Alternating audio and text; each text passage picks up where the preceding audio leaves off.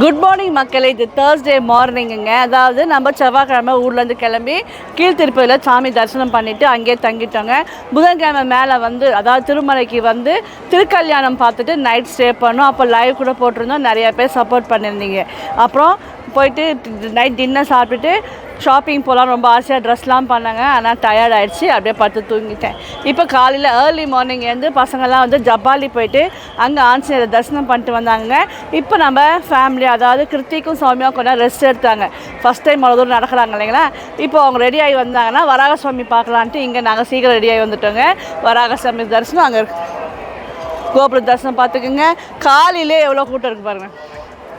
எப்போ நான் திருப்பதிக்கு வந்தாலும் வராகசுவாமி தரிசனம் பண்ணிட்டு தான் அப்புறம் திருப்பதி ஏழுமலையானே தரிசனம் பண்ண போவாங்க. நேற்று கொஞ்சம் அர்ஜென்ட்டு, என் ஃபேமிலியில் எல்லோரும் ஜாயிண்ட் ஆகலைன்றதுனால நேற்று வராகசுவாமி பார்க்கலங்க. இன்றைக்கி வராகசுவாமி பார்த்துட்டு தான் மத்தியானம் நமக்கு 300 rupees தரிசனத்துக்கு போக போகிறோம். சௌமியானதும் உள்ளே போய் லைனில் நிற்கலான் இருக்கோங்க. அப்புறம் இங்கே ஐகிரிவர் இருக்கார், அப்புறம் வேணுகோபால சுவாமி இருக்கார். இவங்கெல்லாம் இந்த டைம் கிடைக்கும் போது மேலே ஏறி தரிசனம் பண்ணிட்டேன். வந்தாலுமே பசங்க ஐகிரிவர் அப்படின்றது குதிரை முகத்தோடு இருக்கக்கூடிய ஒரு பெருமாளுங்க.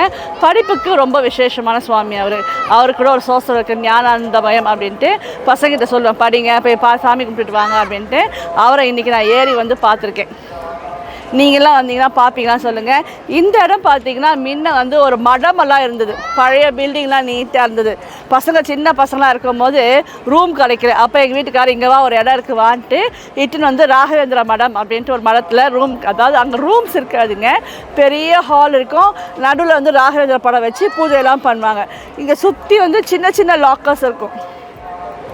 அவங்க அந்த லாக்கர் சாவி தான் கொடுப்பாங்க. அதை நம்ம திறந்து அதுக்குள்ளே நம்ம பெட்டி வேல்யூபிள் திங்ஸ்லாம் வச்சுக்கலாம். அப்புறம் பாய் தலைக்காணி பெட்ஷீட் கொடுப்பாங்க.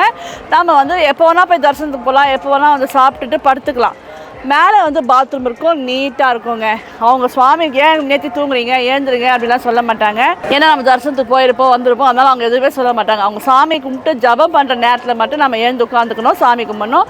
மத்தியானம் சாப்பாடுலாம் போடுவாங்க. அதில் தங்கின எக்ஸ்பீரியன்ஸ் எனக்கு இருக்குங்க. இந்த வாட்டி பார்த்தீங்கன்னா 1000 ரூபாய் ரூம் போட்டோம் இல்லைங்களா, அதில் தான் நான் தங்கிக்கிட்டேன். பசங்கள்லாம் போயிட்டு 50 rupees ரூம் போட்டிருந்தாங்க, அங்கே தங்கிக்கிட்டாங்க. சூப்பராக இருந்ததுமா, ஜிலுஜிலேருந்து ஊட்டியில் இருக்கிற மாதிரி இருந்ததுமா அப்படின்னு சொன்னாங்க. நான் அவங்களுக்கு அந்த ரூமையுமே வீடியோவில் காட்டுறேன். முதல்ல வந்து வராகசாமி பார்த்துட்டு இன்றைக்கி பிரேக்ஃபாஸ்ட்டு அன்னப்பிரசாதத்தை தான் சாப்பிடணுன்னு இருக்குங்க. இத்தனை நாள் நான் அன்னதானம் சொல்லிட்டு இருந்தேன்னா ஒருத்தர் கமெண்ட்டில் சொல்லியிருந்தார், அன்னதானம் சொல்லாதீங்க அன்னப்பிரசாதம் அப்படின்னு சொல்லுங்கன்னு சொன்னார். முடிஞ்சவரில் அன்னப்பிரசாதம் சொல்கிறேன். காலைல போய் இன்றைக்கி பிரேக்ஃபாஸ்ட்டு அன்னப்பிரசாதத்தை தான் சாப்பிட போகிறேன். வராகசாமி கும்பிடும்போது வராகசாமியை பார்க்கலாம்.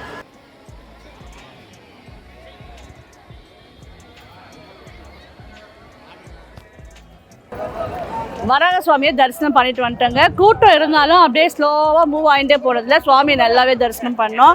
அப்புறம் பார்த்தீங்கன்னா இந்த பாயிண்ட்டை மிஸ் பண்ணிட்டேன், ஷார்ட்ஸில் மட்டும் சொன்னியம்மா அப்படின்னு பையன் சொன்னாங்க. வராக சுவாமி தான் இங்கே முதன்மையான தெய்வங்க. ஸ்ரீனிவாச பெருமாள் லக்ஷ்மியை தொலைச்சிட்டு வெளியே வராருங்க, தேடிட்டே வராரு. ஏன் தொலைச்சிட்டார் அப்படின்னா, பிருகுமுனிவர் என்ன பண்ணுறாரு, முதல்ல பிரம்மலோகம் போகிறாரு. அங்கே பார்த்தா பிரம்மாவும் சரஸ்வதி ஏதோ தீவிரமாக டிஸ்கஸ் பண்ணிட்டு இருக்காங்களா, இவரை மதிக்கவே இல்லைன்னு கோபமாக வந்து கைலாசம் போகிறார். அங்கேயுமே சிவபெருமானும் பார்வதியும் அலட்சியமாக வந்துடுறாங்க. ரொம்ப கோபமாயிட்டு கடைசியாக வைகுந்தம் வரார். அங்கேயும் பார்த்தீங்கன்னா லக்ஷ்மி நாராயணன் அப்படி படுத்துட்டு இருக்கவும் லக்ஷ்மி தேவி கால் அமைக்கின்னு இருக்காங்க. அவங்க ஏதோ பேசிகிட்டு இருக்கிறதுனால இவர் வந்ததே தெரியாத மாதிரி அவங்க பேசிகிட்டு இருக்காங்க. இவருக்கு ரொம்ப கோபம் ஆகிட்டு, என்ன யாருமே என்னை மதிக்க மாட்டேன்றீங்க அப்படின்ட்டு லக்ஷ்மி நாராயணன் நெஞ்சிலே எட்டி உதைச்சிடுறாரு. அது பார்த்துட்டு லக்ஷ்மி தேவிக்கு அதிர்ச்சி ஆகிப்போச்சு. எட்டி வச்சுட்டு அவர் போகும்போது பெருமாள் என்ன பண்ணுறாரு, இறங்கி வந்து சுவாமி மன்னிச்சுக்கோங்க, முனிவரே மன்னிச்சுக்கோங்க அப்படின்ட்டு அவர் காலை பிடிக்கிறார். இதை பார்த்துட்டு லக்ஷ்மிக்கு இன்னும் கோவம் ஆயிடுச்சு. நான் குடிக்கக்கூடிய நெஞ்சில் மிதிச்சிட்டாரு, அவரை போய் நீங்கள் காலை பிடிக்கிறீங்க, அவருக்கு நீங்கள் தண்டனை கொடுக்கக்கூடாதா அப்படின்ட்டு கோச்சிக்கிட்டு அந்த அம்மா வந்து நான் இங்கே இருக்க மாட்டேன், எனக்கு இங்கே இருக்கக்கூடிய தகுதியே போயிடுச்சு அப்படின்னு சொல்லி இறங்கி போயிடுறாங்க பூலோகத்துக்கு. ஆனால் கிருஷ்ணன் என்ன பண்ணுறாரு, அவர் காலை பிடிச்சி பிருகுமுனியோட காலில் ஒரு கண் இருக்குது, அதனால தான் அவர் அகந்தியாக தெரிஞ்சுட்டு இருக்காரு. காலை பிடிக்கிற மாதிரி அவர் காலில் இருக்கக்கூடிய கண்ணை பிடுங்கி எடுத்துடுறாரு.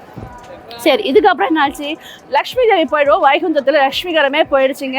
இருளாக பாரடிஞ்ச மாதிரி ஆகிப்போச்சு. இவருமே ஒரு பைத்தியம் பிடிச்ச மாதிரி லக்ஷ்மி தேவின்ட்டு மேலேருந்து வந்து பூலோகத்தில் லக்ஷ்மி தேவி எங்கே இருக்காங்கன்னு தேடிட்டே அப்படியே வரும்போது இந்த மலையிலையும் வராருங்க. இதுக்கு முன்னாடி நிறையா வந்து புத்தில் இருப்பார், அப்போ பால் தானா சொல்லி இது மாதிரி நிறைய நிகழ்ச்சிகள் நடக்குது. இப்படி தேடி வந்துட்டு இருக்கும்போது வராகசுவாமியை பார்க்குறாரு. சுவாமி இங்கே கொஞ்சம் எனக்கு தங்க இடம் தரீங்களா அப்படின்னு கேட்குறாரு. அதுக்கு வராகசுவாமி திருச்சிக்கிட்டு, நீ வந்து என்ன இடம் கேட்குறியா, அதுவும் கொஞ்சமாக கேட்குறியா, சரி எடுத்துக்கோன்னு சிரிச்சுட்டே கொடுக்குறாரு. அதுக்கப்புறம் பார்த்தீங்கன்னா இங்கே அவர் ஏழுமலையான கல்யாணம் நடந்து ஏழுமலையான நின்று நமக்கு தரிசனம் கொடுத்துட்டுருக்காரு. அப்படி பார்த்தீங்கன்னா அவர் கேட்டது கொஞ்சம் இடம், ஆனால் மொத்த இடமும் அவர் தான் பிடிச்சிட்டு இருக்காரு. வராகசாமிக்கு கொஞ்சமான இடம் தான் இருக்குது. இருந்தாலுமே வராகசாமி தான் இன்னமும் முதன்மையான தெய்வங்க.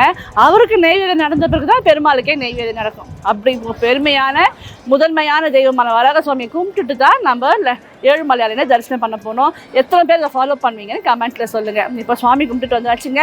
நான் இப்போ எங்கே இருக்கேன்னு பார்த்தீங்கன்னா அன்னப்பிரசாதம் போடக்கூடிய காம்ப்ளெக்ஸ் ஆண்டு தான் இருக்கேங்க. இப்போ போய் காலைல பிரேக்ஃபாஸ்ட்டு சாப்பிட போகிறோம். இதுவரை லஞ்ச் தாங்க சாப்பிட்ருக்கேன், பிரேக்ஃபாஸ்ட்டோ டின்னரோ சாப்பிட்டதில்லை. இன்றைக்கி முதல் தடவையாக பிரேக்ஃபாஸ்ட் சாப்பிட போகிறேன். என்ன போட்டாங்கன்ட்டு போயிட்டு வந்து சொல்கிறேன்.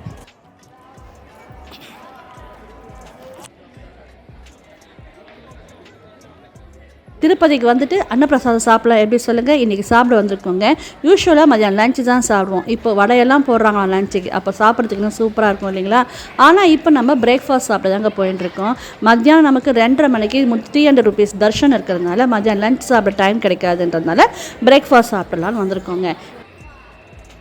வடை போடுறதுக்கு முன்னாடி நல்லா சூப்பராக சாப்பிடுவோம். என் பையன் அப்புறம் சொல்லுவாம்மா ஒரு அப்பளம் தான் நல்லாயிருக்கும்னு. இப்போ வடை போடுறாங்கன்னு கேள்விப்பட்டோங்க. இப்போ இன்னும் சூப்பராக இருக்கும் வடை எல்லாம் வச்சு சாப்பிட்றதுக்கு. ஆனால் நமக்கு பார்த்திங்கன்னா தர்ஷனம் மதியம் 2 மணிக்கு. அப்போ வந்து அன்னதானம் சாப்பிட்டுன்னு தான் நமக்கு டைம் பத்தாதுங்க. அதனால் டிஃபன் சாப்பிட்லாம் அப்படின்னு வந்துட்டுருக்கோம். இன்றைக்கி என்ன சர்வ் பண்ணுறாங்க நம்ம பார்க்கலாங்களா. இந்த அன்னதானத்துக்கு ஒரு நாளைக்கு 44 லட்சம் ரூபாய் செலவாகுதுன்னு டிடிடி சொல்லுதுங்க. எப்படின்னா இந்த பில்டிங்கில் போடுற அன்னப்பிரசாதம் மட்டும் இல்லாமல் பல இடங்களில் பஸ் ஸ்டாண்டு மாதிரி இடங்கள்லையுமே காலைல உப்புமாவும் மதியானம் சுட சுட சாம்பார் சாதம் தான் சர்வ் பண்ணுவாங்க. அது மட்டும் இல்லாமல் குடோனில் பொங்கல், சாம்பார் சாதம், காஃபி, பால் எல்லாம் கொடுக்குறாங்க இல்லைங்களா. எல்லா செலவும் சேர்த்து தான் 44 லட்ச ரூபாய் செலவாகிறதா சொல்கிறாங்க. இன்றைக்கி நமக்கு ரவா உப்புமாவும் சட்னி தாங்க சர்வ் பண்ணாங்க. அந்த சட்னி தொட்டு சாப்பிட்றதுக்கு சூப்பராக இருந்ததுங்க. முந்திரி இல்லாமல் இருந்தது. 2வது வாட்டியுமே சர்வ் பண்ணுறாங்க. நான் முதல் வாட்டி சாப்பிட்டது திருப்தியாக இருந்ததுன்னு போதும்னு வந்துட்டோம். நீங்களாம் வந்தால் கண்டிப்பாக அன்னதானம் சாப்பிடுவீங்களான்னு கமெண்ட்டில் சொல்லுங்கள். அன்னதானத்தில் டிஃபன் சாப்பிட நானும் எங்கள் வீட்டுக்கார் 2 பசங்க மட்டும்தான் வந்தோங்க. நந்து, சௌமியா, கிருத்திக்கெல்லாம் வேண்டாம், நீங்கள் வெளியே இட்லி வாங்கி சாப்பிட்டு ரூமில் போய் ரெஸ்ட் எடுங்கப்பான்னு சொல்லிட்டோம். இப்போவே அவங்கள டயர்ட் ஆகிட்டோன்னு வைங்க, அப்புறம் தர்ஷன் போகிறதுக்கு ரொம்ப டயர்ட் ஆகிடுவாங்க. அதனால் வேண்டாம், ரெஸ்ட் எடுங்கன்னு சொல்லிட்டோங்க. இப்போ நம்ம டிஃபன் சாப்பிட்டுட்டு என்ன பண்ண போகிறோன்னு கேட்டிங்கன்னா, இல்லை ரூம் எப்படி புக் பண்ணுறதுன்னு டீட்டெயில்டாக வீடியோ எடுக்கணும்னு பிளான் பண்ணியிருக்கோங்க. அப்புறம் வந்து கொஞ்சம் ஷாப்பிங்கும் எடுத்து பண்ணியிருந்தோம். இதெல்லாம் நீங்கள் முன்னாடி வீடியோவிலே பார்த்துட்ருப்பீங்க. அதை பார்க்கலன்னா நீங்கள் பார்த்து சப்போர்ட் பண்ணுங்கள். அதெல்லாம் முடிச்சுட்டு வந்துட்டோங்க, ரூமுக்கு வந்தோம். இது ஒரு 2 மணி நேரம் கிட்ட ஆச்சுங்க. நான் ரொம்ப டயர்ட் ஆகிட்டேன். கெட்டில் எடுத்துன்னு போயிருந்தோங்க. அப்புறம் கொஞ்சம் அரிசி பருப்பெல்லாம் வறுத்து அதை ஒரு பொடியாக்கி ரெடி பண்ணி ஒரு ப்ரீ மிக்ஸ் மாதிரி எடுத்துன்னு வந்திருந்தேன். அந்த கெட்டிலில் இப்போ சௌமியா வந்து கிருத்திக்கு ஃபுட் ரெடி பண்ணிகிட்டு இருந்தாங்க. நிறைய பேர் டவுட் கேட்டிருந்தீங்க, கெட்டில் அலோவ் பண்ண மாட்டாங்களே, கீழேயே அலிப்பிரியிலே வந்து உங்களுக்கு அதை எடுத்துகிட்டு போக அலோவ் பண்ணிருக்க மாட்டாங்களேன்னு சொல்லியிருந்தீங்க. ஆனால் எங்களை எதுவுமே கேட்கலிங்க. நான் மறைச்செல்லாம் கொண்டு வரல, அந்த பேக்கில் தான் இருந்தது. அவங்க எதுவும் நான் ஸ்கேன் பண்ணும்போது எதுவும் கேட்கலிங்க, கொண்டு வந்திருந்தோம். அதில் வந்து அவனுக்கு கஞ்சி காசுறதுக்கு எனக்கு ரொம்ப யூஸ்ஃபுல்லாக இருந்ததுங்க. உங்களுக்கு வேணும்னா சொல்லுங்கள், டீட்டெயிலாக தனியாக அது ஒரு வீடியோவில் உங்களுக்கு அந்த கெட்டில் எப்படி இருக்குன்னு காட்டுறேன். 300 rupees தர்சனத்துக்கு நாங்கள் எல்லாமே ரெடி ஆகிட்டோங்க. 1000 ரூபாய் ரூமையும் வெக்கேட் பண்ணி கொண்டு வந்துட்டோம். இப்போ நம்மக்கிட்ட வந்து சார்ஜ் இருக்கிறது பார்த்திங்கன்னா இந்த 50 rupees ரூம் ஒன்று காட்டணும் இல்லைங்களா, அது மட்டும் தான் சார்ஜ் இருக்குது, பேக்கப்புக்காக வச்சுருக்கோம். இப்போ 300 rupees தர்சனத்துலேயும் ஒரு ட்விஸ்ட் வச்சுருக்காரு பெருமாள். அதாவது நாங்கள் மொத்தம் 8 பேருங்க, 4 பேர் ஒரு பேட்ச்சு, 4 பேர் ஒரு பேட்சாக நாங்கள் டிக்கெட் புக் பண்ண ட்ரை பண்ணும்போது ஒரு டிக்கெட், அதாவது ஒரு பேட்சோட டிக்கெட் வந்து மதியம் 2 மணிக்கு ஸ்லாட் ஆகிருக்கு. இன்னொரு பேட்சோட டிக்கெட் வந்து 9 o'clock தான் ஸ்லாட் ஆகிருக்குங்க. ஸோ நான் இப்போ போய் எல்லோரும் அப்ரோச் இப்போ பண்ணிங்கன்னா 2 ஆகிடுச்சிங்க. போய் அப்ரோச் பண்ண போகிறோம் அந்த என்ட்ரன்ஸில். இது மாதிரி அந்த 9 o'clock பேட்சும் இப்போயே விட்டுருவாங்களா அப்படின்ட்டு அப்படியே நைஸாக போக பார்க்க போகிறோம்.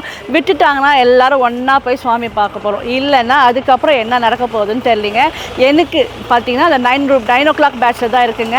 அதனால் நாங்கள் ஃபேமிலி மொத்தமும் 300 rupees என்ட்ரன்ஸில் போயிட்டு என்ன நடக்குதுன்னு பார்த்துட்டு உங்களுக்கு நான் தர்சன் பார்த்துட்டு வந்து எல்லாமே அப்டேட் பண்ணுறேன். இப்போ ஃபோனை நம்ம கார்லேயே வச்சுட்டு வந்துட்டு போகிறோங்க. இந்த ஃபோன் வச்சுட்டு எடுக்கிறதுன்றது ஒரு பெரிய வேலையாக இருக்குங்க. இப்போ நம்ம கிளாக் ரூமில் எங்கன்னா வச்சோம்னா திரும்பி அங்கே ஓடி போய் வந்து எடுக்கணும். இதுனா பெஸ்ட்டாக இருக்கும்ன்ட்டு கார்லேயே வச்சுட்டு இப்போ தர்ஷனத்துக்கு நாங்கள் எல்லாம் கிளம்பிட்டோம். தர்ஷன் போயிட்டு வந்து தர்ஷன் எப்படி இருந்துச்சு, கூட்டம் எப்படி இருந்துச்சு, எங்களை எந்தெந்த ஸ்லாட்டில் அனுப்புகிறாங்க எல்லா விவரமாக சொல்கிறேன். தர்ஷனத்துக்கு இப்போ கிளம்பிட்டோங்க. ரொம்ப தூரம் நடக்கணும், டயர்டாக இருக்குது அப்படின்றதுனால சரி ஜீப்பில் போயிடலாம் தான் பேசிவிட்டு ஜீப்பில் ஏறணுங்க. பின்னாடி ஏறலாம் ட்ரை பண்ணேன், என்னால் இந்த முட்டியை வச்சு ஏற முடியலைங்க. முன்னாடி ஏறிடுங்கம்மா, அது கொஞ்சம் ஈஸியாக இருக்கும் ஜீப் டிரைவர் சொன்னதுனால முன்னாடி ஏறி ஜம்முன்னு உட்காந்துட்டுங்க. என்னமோ நான் தான் ஜீப் ஓடுற மாதிரி ஒரு ஃபீலிங். இதுக்கு நல்ல என் பெரிய பையன் வந்து அம்மா ஃபோன் வைக்க மறந்துட்டேனே அப்படின்னு சொன்னார். நல்லதாக போச்சு, வேறு அந்த என்ட்ரி கிட்டே செக்அப் பண்ணுற இடத்துல கொடுத்துடலாம், அவங்க கிளாக் ரூமில் வச்சுருவாங்க அப்படின்ட்டு அங்கேயும் வீடியோ எடுக்க முடிஞ்சது எங்களால். உங்களுக்கு அதில் ஒரு சந்தோஷம்.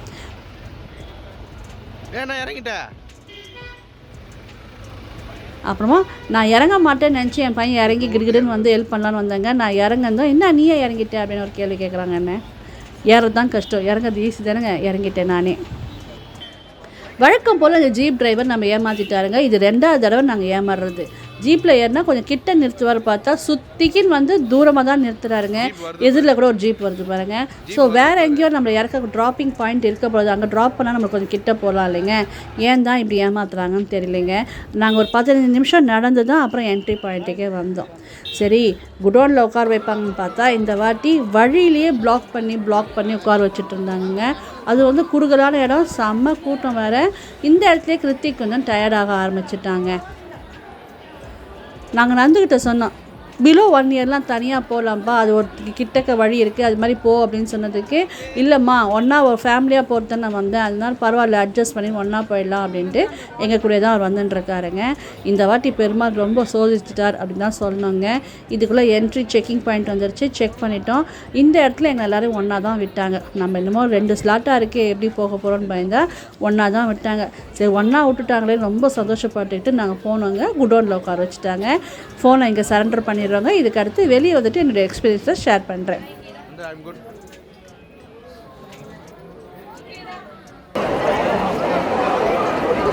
300 rupees தரிசனம் கிளம்புறேன்னு சொல்லிட்டு வந்தேன் இல்லைங்களா. உள்ளே போயிட்டு நாங்கள் உள்ளே போகும்போது ஒரு 2 மணி இருக்கோங்க. அப்படியே என்ட்ரு ஆகி போனோம். நான் சொன்னேன் 2 ஸ்லாட்டாக போயிட்டுருக்கோம், உள்ளே அலோவ் பண்ணுவாங்களா இல்லையான்னு தெரியாதுன்னு கேட்டேன் சொன்னேன் இல்லைங்களா. உள்ளே செக்கிங்லாம் அவ்வளோ பண்ணலைங்க. உள்ளே போயிட்டு மெயினான செக்கிங் பண்ணுற இடத்துல ஒன்றுமே சொல்ல எங்களை உள்ளே விட்டுட்டாங்க. அப்போவும் எங்களுக்கு ஒன்றுமே தெரியலைங்க. பரவாயில்ல உள்ளே விட்டுட்டாங்களே சந்தோஷமாக உள்ளே போனோங்க. குடோனில் உட்கார வச்சாங்கங்க. குடோனில் ஒரு 3.5 மணி நேரம் போட்டாங்க. எங்களுக்கு 9 மணி ஸ்லாட் தான் கடைசியில் சுவாமி பார்க்க முடிஞ்சுது. 8 மணிக்கு ஓப்பன் பண்ணாங்கங்க. ஆனால் குடோனில் அவ்வளோ உட்காந்தோம். சுட சுட சாம்பார் சாதம் 2 ட்ரிப் வந்தது, டீ காஃபி எல்லாம் வந்தது, குழந்தைங்களுக்கு பால் எல்லாம் கொடுத்தாங்க. நல்ல கூட்டங்க. குடோனில் ஒரு 3.5 மணி நேரம் கிட்ட உட்காந்துட்டு இருந்தோம். அதுக்கப்புறம் போயிட்டு 9 மணிக்கு சுவாமி தரிசனம் பண்ணிட்டு இப்போ தான் வெளியே வந்திருக்கேங்க. லட்டு பிரசாதம் எடுத்துக்கோங்க. எப்படி இருந்தாலும் சொல்லுங்கள். அப்புறம் நேத்திர தரிசனம் இன்றைக்கின்னு சொல்லியிருந்தேன் இல்லைங்களா. இது வரலும் நேத்திர தரிசனம் பார்த்ததே இல்லைங்க.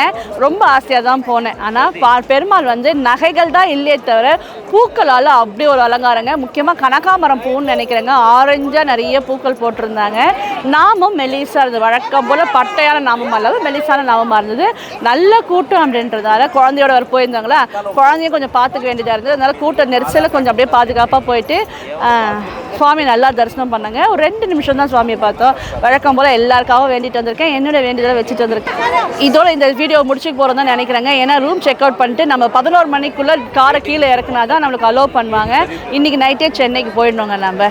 ஏன்னா சாமி அம்மா அப்பாலாம் நாளைக்கு ஒர்க்கில் ஜாயின் பண்ணணும். அதனால் இந்த சீரீஸ் இதோட முடிச்சுக்கிறேன். இந்த தொடர்ந்து அந்த சீரீஸில் உங்களுக்கு எல்லாம் பிடிச்சிருந்ததான்னு கமெண்ட் பண்ணுங்கள். இன்னும் எதனா டவுட்னா சொல்லுங்கள். அடுத்த சீரீஸில் எங்களால் முடிஞ்ச அளவுக்கு அதை கவர் பண்ணுறோம்.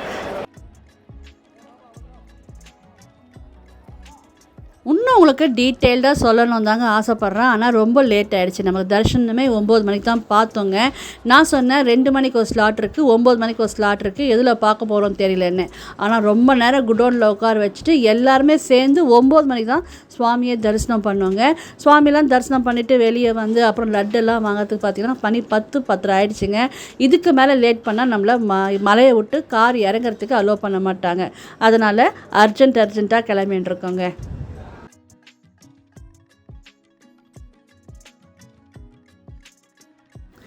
இந்த வீடியோட திருப்பதி சீரீஸ் முடிய போதுங்க. இதுக்கு முன்னாடி வந்த வீடியோஸும் இந்த வீடியோ உங்களுக்கு பிடிச்சிருக்கா அப்படின்னு கமெண்ட்டில் சொல்லுங்கள். இல்லை நான் எதனா தப்பு பண்ணியிருந்தால் திருத்திக்கவும் எனக்கு கமெண்ட்டில் சொல்லுங்கள், திருத்திக்கிறேன். நிறைய பேர் இதுக்கு முன்னாடி வந்த வீடியோஸ்லாம் கமெண்ட்டில் சொல்லியிருந்தீங்க, மூலிமா திருப்பதி தரிசனம் பண்ணிட்டு போனால் நான் திருப்பதி போனதே இல்லை, உங்கள் மூலிமா பார்த்தேன் அப்படின்னு நிறைய பேர். உங்கள் ஃபேமிலி நல்லபடியாக வாழணும் அப்படின்லாம் நிறைய பேர் வாழ்த்திருந்தீங்க. ரொம்ப ரொம்ப நன்றிங்க. இந்த வாழ்த்துக்களுக்காக தான் நான் உழைக்கிறேன் அப்படின்னே வச்சுக்கோங்களேன். எனக்கு கோயில்கள்லாம் பார்க்கணுன்னு ரொம்ப ஆசைங்க.